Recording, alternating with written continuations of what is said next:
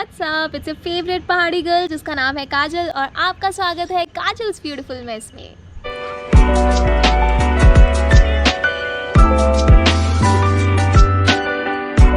तो हाल ही में मेरा कुछ अच्छे कारणवश शिमला आना हुआ और ये मेरा दूसरा विजिट था शिमला में। मुझे याद है जब मैं पहली बार आई थी, I was so mesmerized, I didn't know where to look at because it's so beautiful all around।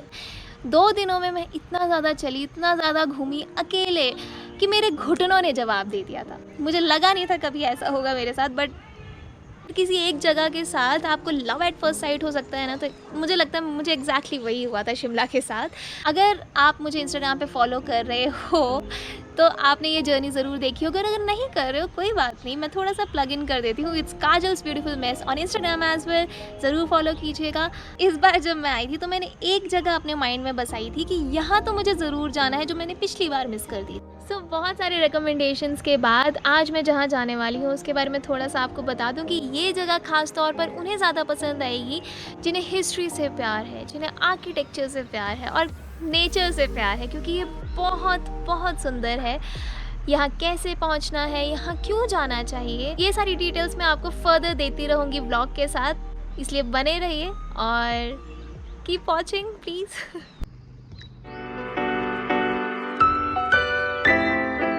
सो बहुत सारी ऐसी सीढ़ियाँ चढ़ने के बाद अब finally in the enchanting hills of Shimla.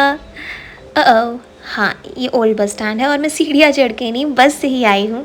मैंने कंडक्टर से कंफर्म किया था कि मेरा stay option old bus stand से ज़्यादा पास है और मुझे कनेक्टिंग बस या टैक्सी मिल जाएगी। यहाँ मेरा स्वागत किया बंदरों ने और ढेर सारी और सीढ़ियों ने।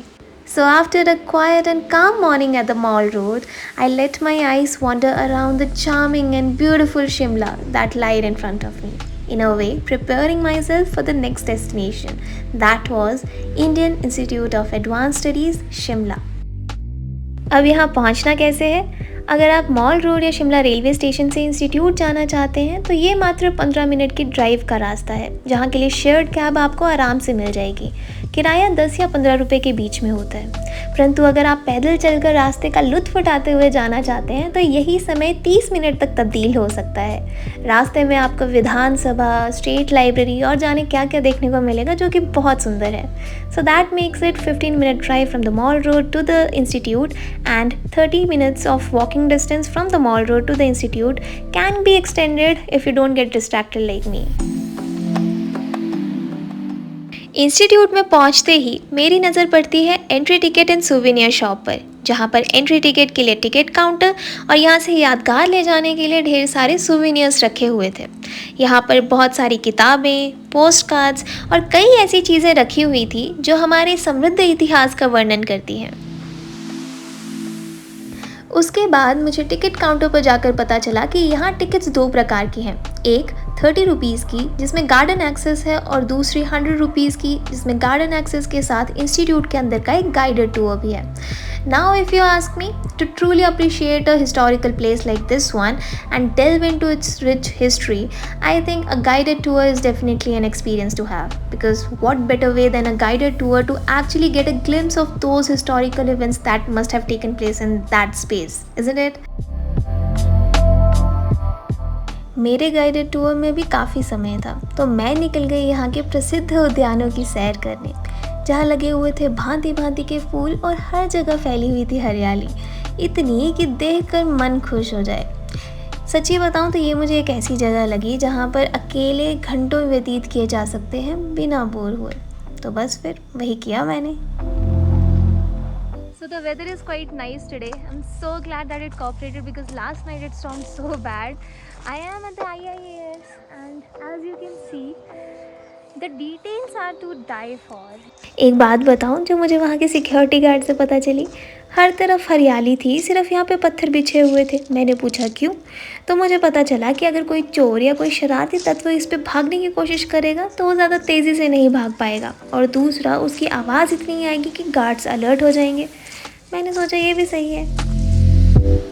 काफ़ी देर आसपास की सुंदरता को निहारने के बाद जब मैं थोड़ा सा और आगे बढ़ी तो मुझे एक और ख़ास चीज़ देखने को मिली। इसे कहा जाता है the presence of the absence installation, जहाँ पर है the dancing girl of Mohenjodaro, जो इंडस वैली सिविलाइजेशन का प्रतीक है। अब इसका भी अपना इतिहास है। everyone. Hi everyone. So I am at the IIAS, that is Indian Institute of Advanced Studies, which is right behind me. Let's take a look. Come. The building behind me houses the IIAS, that is the Indian Institute of Advanced Studies, also known as the Viceregal Lodge. Now, in older times, that is the colonial era, this place used to be the summer house of the British viceroys. And a very fun fact, the construction of this building began at 1884 and it completed in 1888. So basically, it took 4 years to complete. And looking at all the details of this place, I think that's completely justified. It's so beautiful. It's built in a very Indo-Gothic style. And come, let's see more. तो finally अभी walk in tour का time हो गया है. अंदर photography prohibited है, इसलिए I am not going to shoot anything. I have my ticket. The tour starts at 2:50. I am really excited. Look at the queue. Okay, bye bye.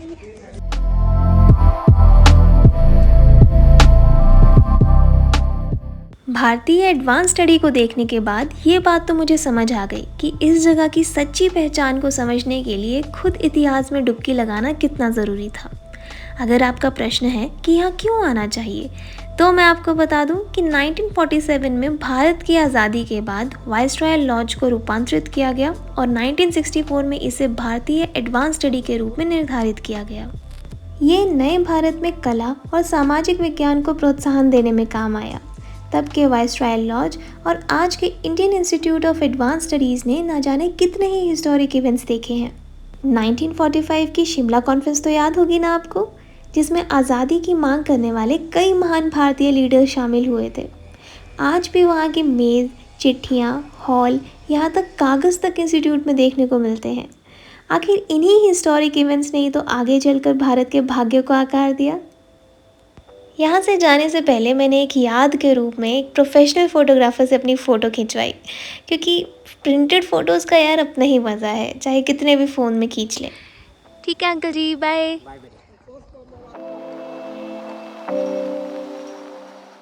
So it's time to head back. It was a lovely experience. I hope to come back here again with my family probably. I hope you enjoyed the video. I'm quite new to this, so please be a little considerate in the comments how you liked it, any feedback for me, and maybe subscribe to the channel so that I can share more such videos like this. Yeah, okay, bye bye.